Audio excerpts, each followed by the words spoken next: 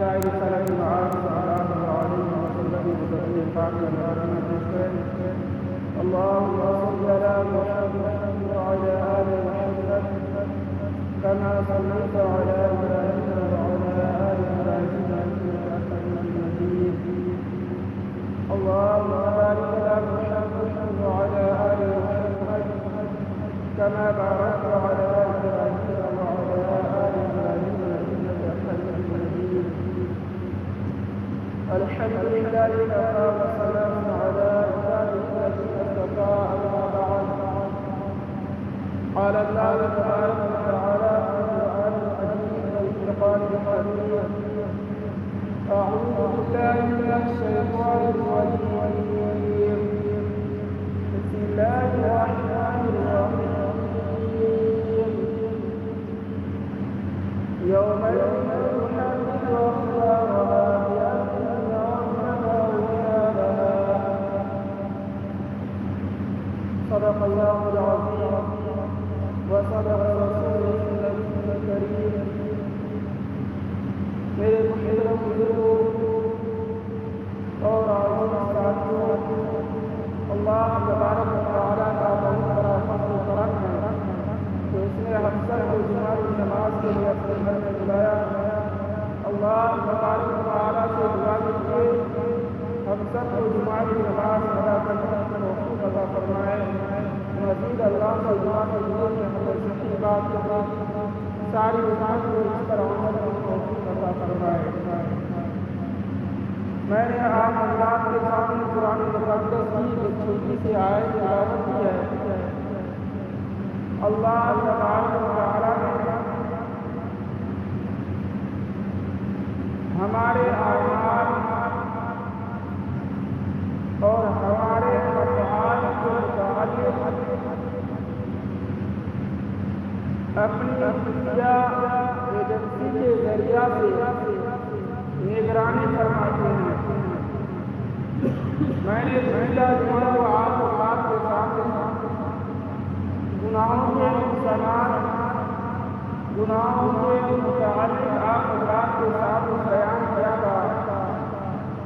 اللہ تبارک و تعالیٰ کو ہر وہ گناہ چاہے چھوٹا ہو یا بڑا ترک کرنا مقصود ہے۔ اگر ہم نے گناہوں کو ترک نہ کیا تو اللہ تبارک و تعالیٰ نے 8 ایسے گواہوں کو ہمارے سارے میدان حشر میں لائیں گے کہ جس سے ہم انکار نہیں کر سکتے۔ آنکھ سے گناہ کا ثبوت ہو جانا یہ کوئی بات نہیں ہے۔ کان سے گناہ کا ثبوت ہو جانا کوئی چھوٹی بات نہیں ہے۔ آوائے جوارے سے گناہوں کا ثبوت ہو جانا یہ کوئی بات نہیں ہے۔ ہمیں چاہیے کہ اپنی آنکھوں کی حفاظت کریں، اپنی زبان کی حفاظت کریں، اپنے کانوں کی حفاظت کریں، اپنے آوائے جوارے کی حفاظت کریں۔ اگر ہم نے ایسا نہیں کیا تو یاد رکھیے اللہ تبارک و تعالیٰ نے ہمارے اعمال چاہے اچھا ہو یا برا ہو دونوں پر اللہ تبارک و تعالیٰ نے 8 گواہ مقرر کر رکھے ہیں۔ آج میں آپ کے سامنے ان 8 گواہوں کا تذکرہ کرنا چاہتا ہوں اور یہ امید کرتا ہوں کہ آج کے بعد انشاءاللہ العظیم ہم سے کوئی گناہوں کا ثبوت نہیں ہوگا۔ یہ دنیا کی زندگی مختصر سی زندگی ہے اور اللہ تبارک و تعالیٰ کی وہ لامحدود زندگی جو ہمیں قیامت کے بعد آخرت کی زندگی ملے گی اس کے مقابلے میں دنیا کی زندگی کوئی معنی نہیں رکھتی ہے۔ اس لیے چند لمحوں میں چند لمحہ اگر ہم نے اپنے نفسانی خواہشات کو پوری کیا، اللہ تبارک و تعالیٰ کے حکم قبولی کر کے نبی کریم صلی اللہ علیہ وسلم کی روبرداری کر کے تو یہ کوئی عمل کی بات نہیں ہے۔ اس لیے شاید جو حکم لائے چند لمحوں کی خطا کی سزا آخرت میں لامحدود زندگی کے طور پر ہمیں دیا جائے گا۔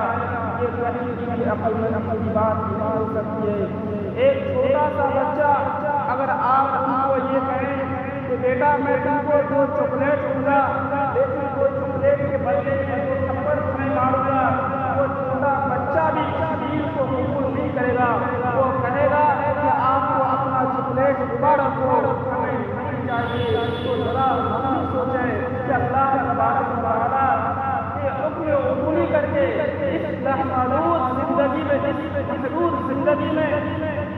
اس محدود زندگی میں اللہ تبارک و تعالیٰ کی نافرمانی کرنی ہے اور آخرت میں دوسری کی سزا ہمیں ملنی ہے۔ میرے محترم بزرگوں اور عزیز ساتھیوں، میں نے قرآن پاک کی جو آیت تلاوت کی ہے، اللہ تبارک و تعالیٰ نے اس میں سب سے پہلا گواہ کا تذکرہ فرمایا۔ میدان حشر میں ہمارے سامنے اللہ تبارک و تعالیٰ ہمارے اعمال پر 8 گواہ پیش کریں گے۔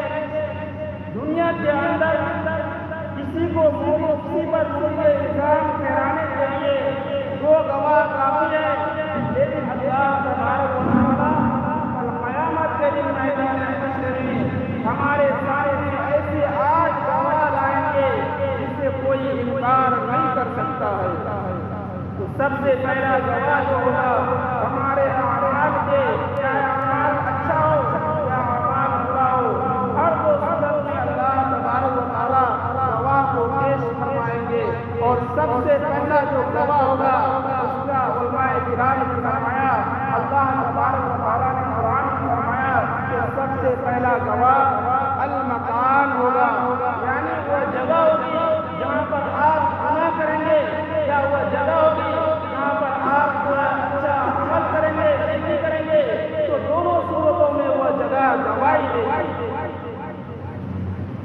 اللہ تبارک و تعالیٰ نے فرمایا یومئذ تحدث اخبارها بأن ربك اوحى لها، کہ اس دن زمین کہہ ڈالے گی اپنی بات، کیوں کہے گی؟ بأن ربك اوحى لها، اس لیے کہ اللہ تبارک و تعالیٰ کا آرڈر جاری ہوگا۔ اللہ تبارک و تعالیٰ کہیں گے بتاؤ کہ تمہارے اوپر اس بندے نے کیا کیا تھا۔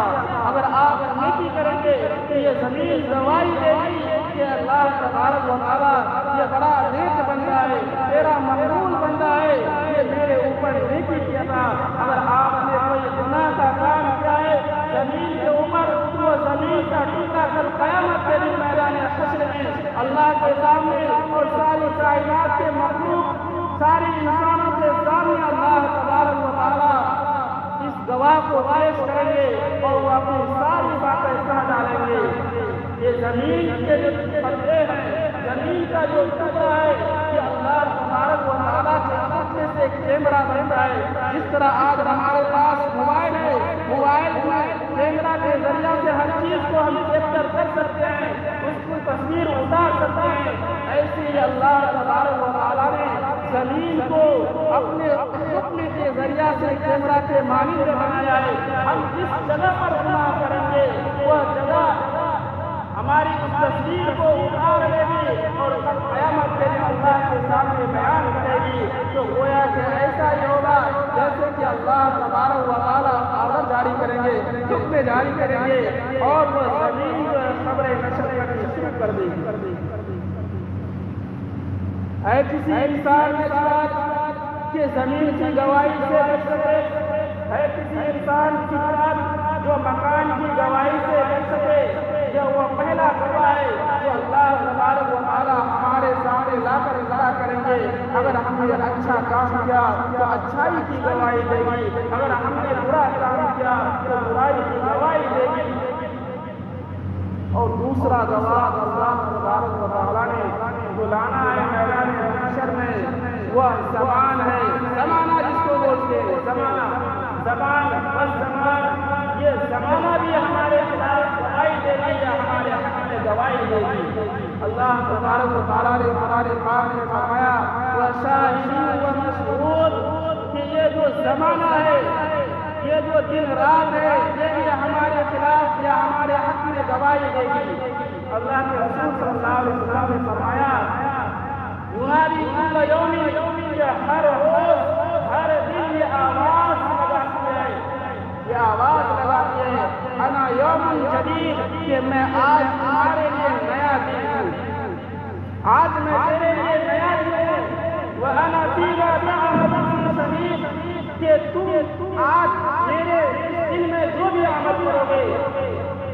کل قیامت کے دن اس کی گواہی دوں گا۔ یہ جو زمان ہے، یہ دن کا آنا، رات کا آنا، دن کا جانا، یہ مہینہ، یہ برس، یہ زمان کا راستہ ہے۔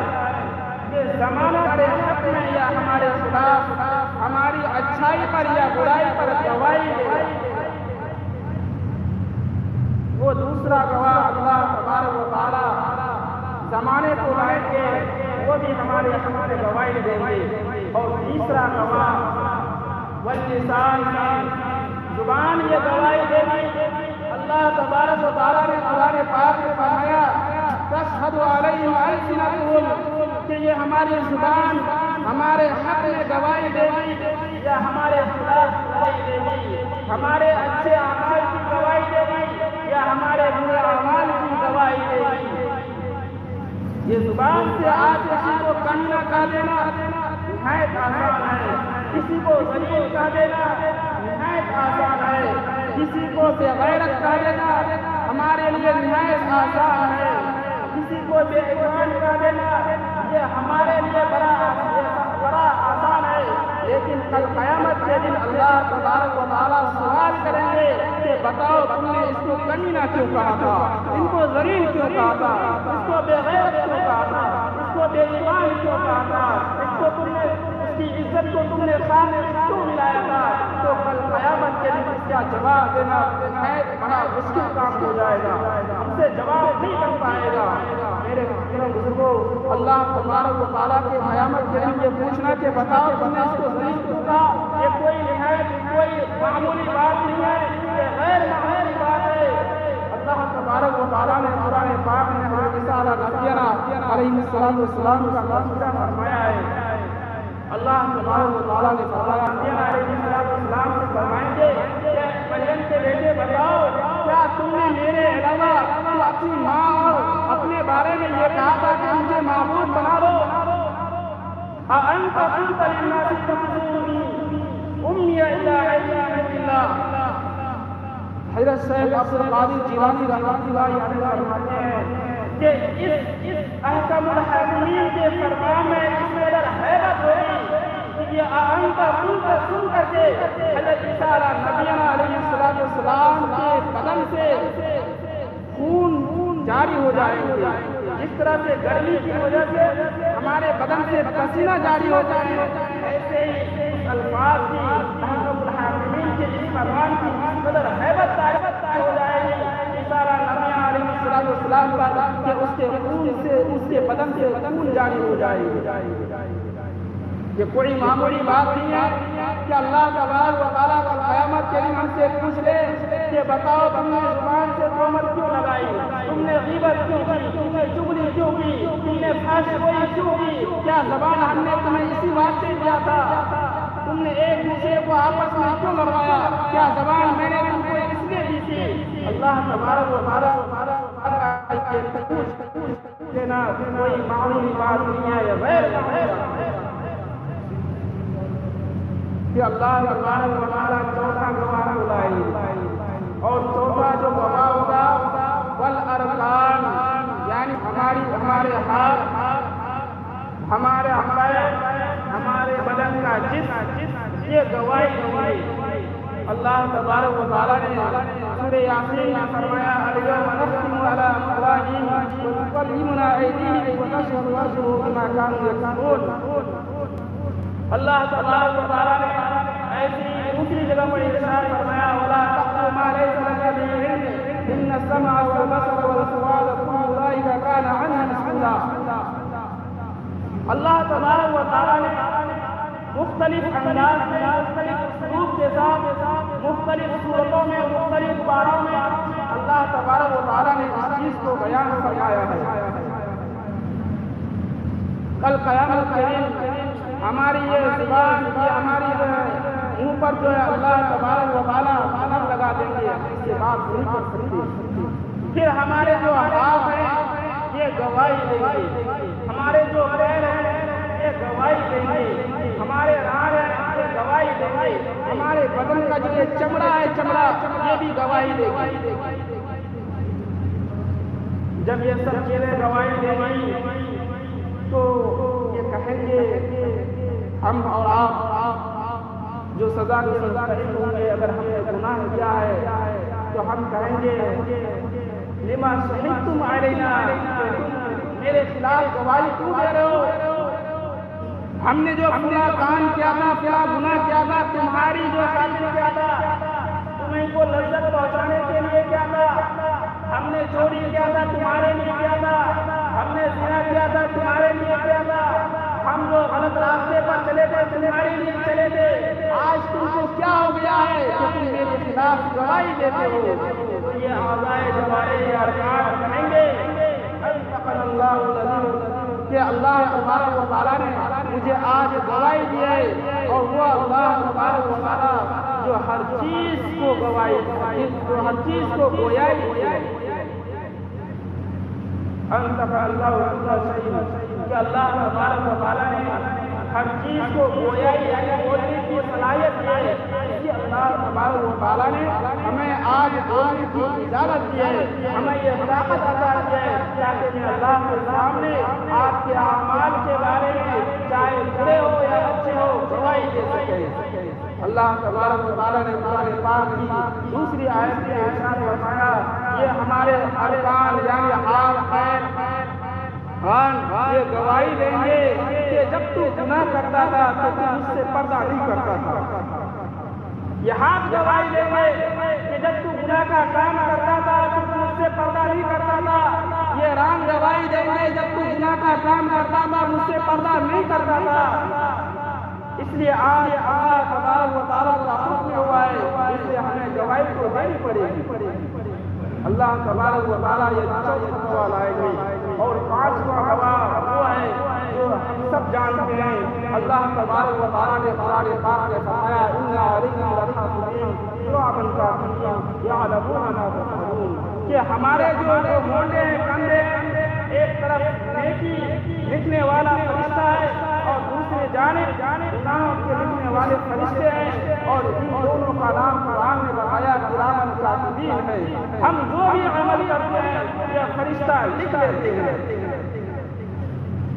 تو اللہ تبارک و تعالیٰ نے دو نگراں ہمارے اوپر مقرر کر رکھے ہیں، کس سے بچیں گے؟ ہم مکان سے بچ نہیں سکتے، زمان سے بچ نہیں سکتے، لسان سے بچ نہیں سکتے، ارکان سے بچ نہیں سکتے۔ اور پانچواں گواہ اللہ تبارک و تعالیٰ کراماً کاتبین کو لائیں گے جو ہماری نیکیوں کو لکھتے ہیں، ہماری برائیوں کو لکھتے ہیں۔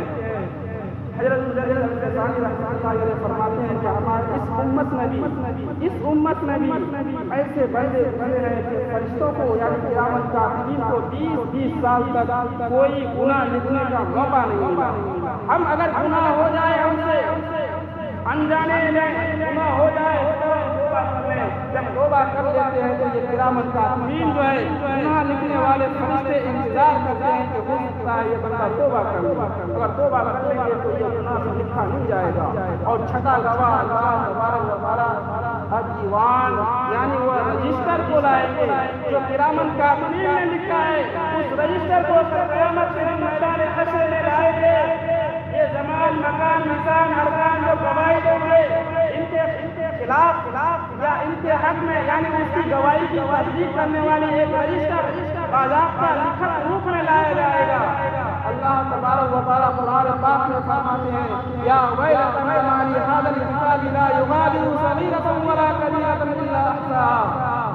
سورہ کاف میں اللہ تبارک و تعالیٰ فرماتے ہیں کہ کل مجرمین لوگ یہ کہیں گے جن کے خلاف یہ گواہی دیں گے، وہ کہیں گے کہ ہائے رجسٹر کو کیا ہو گیا ہے، یا ویلتنا ما لی ھذا الکتاب کہ اس کتاب کو کیا ہو گیا ہے، اس میں چھوٹی سی چھوٹی باتیں بھی لکھی ہوئی ہے، بڑی سی بڑی باتیں بھی لکھی ہوئی ہے۔ اللہ تبارک و تعالیٰ فرماتے ہیں کہ تیرا رب کوئی بھی ظلم نہیں کرے گا، جو کچھ بھی ہوگا اس رجسٹر میں، جو کچھ بھی تم نے کیا ہوگا وہ ہر ایک چیز تمہارے سامنے لا کر رکھ دی جائے گی۔ ولا يظلم احد کہ تمہارا پروردگار کوئی بھی ظلم نہیں کرے گا۔ اور اللہ تبارک و تعالیٰ ساتواں گواہ کو لائیں گے اور ساتواں جو گواہ ہوگا انشاءاللہ تفصیل آئندہ آئے گی۔ اللہ تبارک و تعالیٰ ہم سب کو گناہوں سے بچنے کی توفیق عطا فرمائے. آمین. وآخر دعوانا الحمد للہ رب العالمین.